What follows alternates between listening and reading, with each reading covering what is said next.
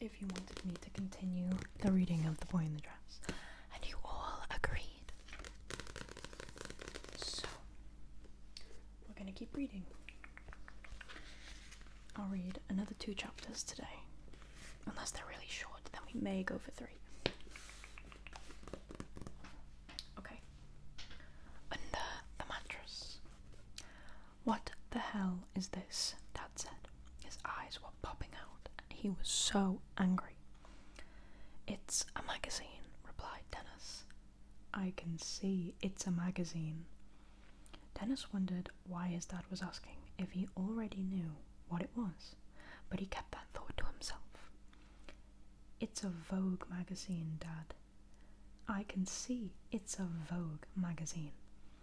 Dennis fell silent. He had bought the magazine from the newsagent a few days before. Dennis liked the picture on the cover. It was of a very pretty girl in an even prettier yellow dress, with what looked like roses sewn onto the front, and it really reminded him of the dress his mum was wearing in the photograph he'd kept. He just had to buy it, even though the magazine was $3.80 and he only got £5 a week for pocket money. Only 17 school children allowed in at one time, said the sign in the news agent's shop window. The shop was run by a very jolly man called Raj, who laughed even when nothing funny was happening. Raj is in a lot of David Walliams books. He laughed when he said your name as you walked through the door. That's just what he did when Dennis went into the shop. Dennis, haha. Seeing Raj laugh, it was impossible not to laugh too. Dennis visited Raj's shop most days on his way to or from school, sometimes just to chat to Raj. And after he picked up the copy of Vogue, he felt a twinge of embarrassment. He knew it was usually women who bought it, so he also picked up a copy of Shoot on the way to the counter, hoping to hide the Vogue underneath it. But after ringing up Shoot magazine on the till, Raj paused. He looked at the Vogue magazine, then at Dennis. Dennis gulped. Are you sure you want this, Dennis? Asked Raj. Vogue is mainly read by ladies and your drama teacher, Mr. Howard. Dennis hesitated. It's a present for a friend, Raj. It's her birthday. Oh, I see. Maybe you'd like some wrapping paper to go with it. Okay. Dennis smiled. Raj was a wonderful businessman and very skilled at getting you to buy things you didn't really want. All the wrapping paper is over there by the greetings cards. Dennis reluctantly wandered over. Oh, said Raj, excited. Maybe you need a card to go with it too. Let me help. Raj bounded out from behind the counter and began to proudly show Dennis his range of cards. These are very popular with the ladies. Flowers. Ladies love flowers. He pointed out another. Kittens. Look at these lovely kittens and puppies. Raj was really excited now. Look at those lovely puppies. They're so beautiful, Dennis, that they make me want to cry.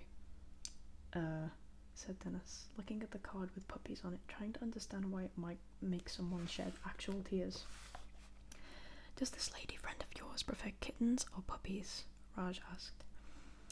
I'm not sure, said Dennis, unable to think what this lady friend of his might like, if she existed. Puppies, I think, Raj. Puppies it is. These puppies are so beautiful. I want to kiss them all over. Dennis tried to nod his head in agreement, but his head won't move. Is this wrapping paper okay? Asked Raj as he pulled out a roll of what looked suspiciously like unsold Christmas wrapping paper. It's got Father Christmas on it, Raj. Yes, Dennis, and he's wishing you a very happy birthday, said Raj confidently. I think I'll just leave it, thanks. Buy one extra roll, I'll give you a third free, said Raj. No thanks. 3 rolls for the price of 2. That's a very good offer. No thanks, said Dennis again. 7 rolls for the price of 5? Dennis only got a D in maths, so he wasn't sure if that was a better offer or not. But he didn't want 7 rolls of Father Christmas wrapping paper, especially in March, so he said again, "No thanks. 11 rolls for the price of 8. No thanks. You're a madman, Dennis. That's 3 rolls free." "But I really don't need 11 rolls of wrapping paper," said Dennis. Okay, said Raj. "Let me just put these through the till for you." Dennis followed Raj to the till. He glanced briefly at the sweets on the counter. Vogue magazine, Shoot magazine, card, and now you're eyeing up my Yorkie bars, aren't you? Said Raj, laughing. "Well, I was just... Take one." "No thanks." "Take one," insisted Raj. "It's okay. Please, Dennis, I want you to have a Yorkie bar." "I don't really like Yorkie bars." "Everyone likes Yorkie bars. Please, take one." Dennis smiled and picked up a Yorkie bar. "1 Yorkie bar, 60 pence, said Raj. Dennis' face dropped. "So that's £5 in total, please," continued the shopkeeper. Dennis rummaged in his pocket and pulled out some coins. "As my favourite customer," said Raj, "I give you a discount." "Oh, thank you," said Dennis. £4.99, please." Dennis had walked halfway up the street before he heard a voice shout, "Sellotape!" He looked around. Raj was holding a box of sellotape. "You need sellotape to wrap the present." "No thanks," said Dennis politely. "We've got some at home." 15 rolls for the price of 13, Raj shouted. Dennis smiled and carried on walking. He felt a sudden surge of excitement. He couldn't wait to get home and open the magazine and gaze at its hundreds of glossy, colourful pages. He walked faster, then started jogging, and when he couldn't really contain his excitement anymore, he started running. When he got home, Dennis bounded upstairs. He closed the bedroom door, lay down on his bed, and turned the first page.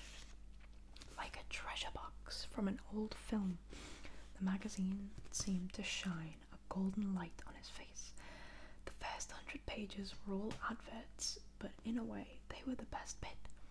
Pages and pages of glorious photographs of beautiful women in beautiful clothes and makeup and jewellery and shoes and bags and sunglasses. Names like, whatever that says, Saint Laurent, Christian Dior, Tom Ford, Alexander McQueen, Louis Vuitton, Marc Jacobs, and Stella McCartney ran underneath all the images. Dennis didn't know who any of them were, but he loved the way their names looked on the page. The adverts were followed by a few pages of writing. They looked boring, so he didn't read them. Then pages and pages of fashion shoots. These were not very different from the adverts, featuring more beautiful women in the photographs that were moody and fabulous. Magazines even smelled exotic, as if it had special pages where you pulled open a flap to have to sniff on the newest perfume. Dennis pored over every page, mesmerised by the dresses, their colour, their length, their cut. He could lose himself in the pages forever. The glamour, the beauty, the perfection. Suddenly heard a key in the door. "Dennis! Oi, bro! Where are you?" It was John. Dennis quickly hid the magazine under his mattress. He knew somehow that he didn't want his brother to see it. He opened the bedroom door and called down as innocently as he could from the top of the stairs. "I'm just up here." "What are you doing?" asked John, as he leaped up the stairs, a Jaffa cake in his mouth. "Nothing, just got home." "Do you want to have a kickabout in the garden?" "Yeah, okay." But all the time they played, Dennis couldn't help thinking about the magazine. It was as if it was glowing like gold from under the mattress. That night, when his brother was in the bath, he quietly lifted the copy of Vogue from under the mattress and silently turned the pages, studying every hem, every stitch, every fabric. Every moment he could, Dennis returned to the glorious world. It was his Narnia, only without the talking lion that is supposed to be Jesus. Is it? I never knew that Aslan was supposed to be Jesus. What the hell? Okay, anyway. But Dennis's escape to that magical world of glamour ended the day his dad had discovered the magazine. "I can see it's Vogue. What I want to know is why a son of mine wants to look at a fashion magazine." It It sounded like a question, but there was such an anger and force in Dad's voice, Dennis wasn't sure if he really wanted an answer. Not that Dennis could think of one anyway. I just like it. It's only pictures and things about dresses and that. I can see that, said Dad, looking at the magazine. And that was when he paused, and a funny look crossed his face. He studied the cover for a moment. The girl in the flowery frock. That dress. It's like the one your Yes, Dad? Nothing, Dennis. Nothing. Dad looked for a moment like he was going to cry. It's okay, Dad, said Dennis softly, and he slowly moved his hand and placed it over his dad's. He remembered doing the same thing on his mum once, when Dad had made her cry. He remembered how strange it felt too, a little boy comforting a grown-up. Dad let Dennis hold his hand for a moment before moving it away, embarrassed. He raised his voice again. No, son, it's just not right. Dresses, it's weird. Well, Dad, why are you looking under my mattress in the first place? In truth, Dennis knew exactly why his dad was looking under the mattress. Dad owned a copy of Rude magazines just like the one at the top shelf of Roz's shop. Sometimes John would sneak into their dad's room and smuggle it out and look at it. Dennis looked at it too, sometimes, but he didn't find it all that exciting. He was disappointed when the ladies took their clothes off. He preferred looking at what they were wearing. Anyway, when John borrowed his father's magazines, it wasn't really like when you borrow a book from the library. There wasn't an inlay card that you would have to be stamped by a certain bespectacled librarian, and you didn't incur fines if you returned it late, so John usually just kept it. Dennis' guess was that his dad's magazine had gone missing again, and he had been looking for it when he found the copy of Vogue. Well, I was just looking under your mattress because... Dad looked uncomfortable and then angry. It doesn't matter why I was looking under your mattress. I'm your dad. I can look under your mattress anytime I like. He finished his speech with the tone of triumph grown-ups sometimes use when they're talking nonsense and they know it. Dennis's dad brandished the magazine. This is going in the dustbin, son. But Dad, Dennis protested. I'm sorry, it's just not right. A boy your age reading Vogue magazine. He said Vogue magazine as if it was... If he was talking a foreign language he didn't understand. It's just not right, he muttered over and over as he left the room. Dennis sat on the edge of his bed. He listened as his dad clumped his way down the stairs and then lifted the dustbin lid. Finally, he heard the clanging thud as the magazine hit the bottom of the bin. Jesus, that took forever. Hold on, I need a drink. Okay, one more chapter. Morning, Dennis, or should I say Denise, said John, laughing crudely. I told you not to mention it, said Dad sternly as he coated his white toast with an inch of thick layer of butter. When Mum was around, she'd have made him margarine and brown bread. Dennis slumped at the kitchen table in silence, not even looking at his brother. He poured himself some Rice Krispies. Seen any nice dresses recently? Taunted John. He laughed again. I told you to leave it alone, said Dad, even louder than before. Magazines like that are for girls and woofters. Shut up, said Dad.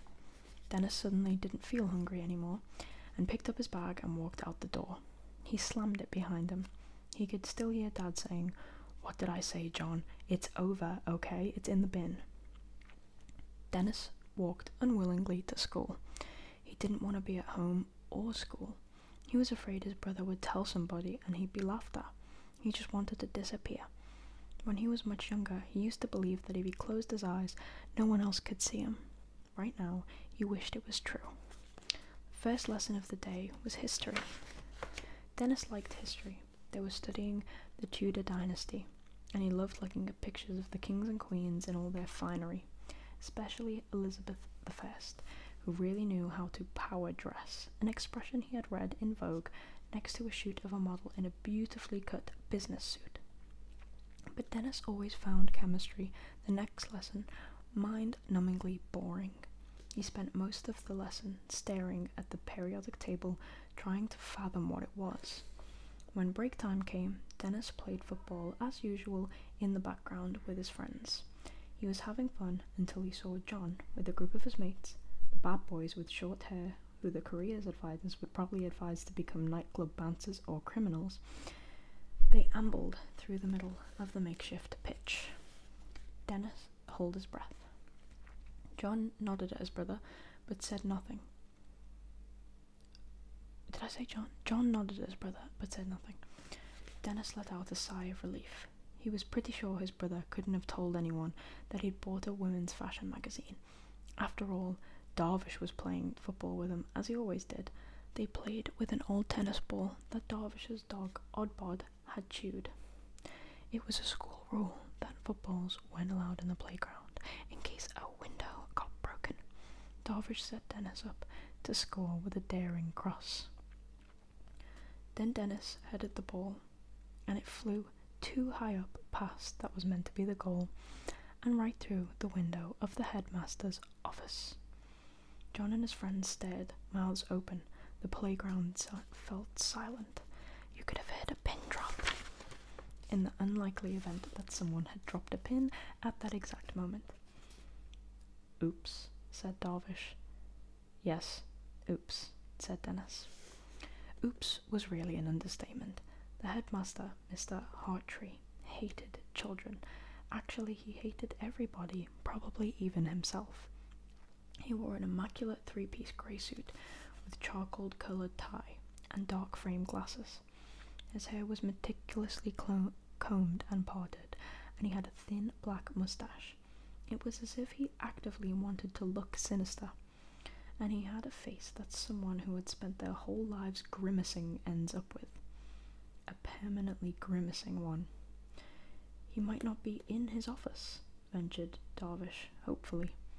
Maybe, said Dennis, gulping. At that moment, the headmaster's face peered out of the windows. School! He bellowed. The playground fell silent. Who kicked this ball?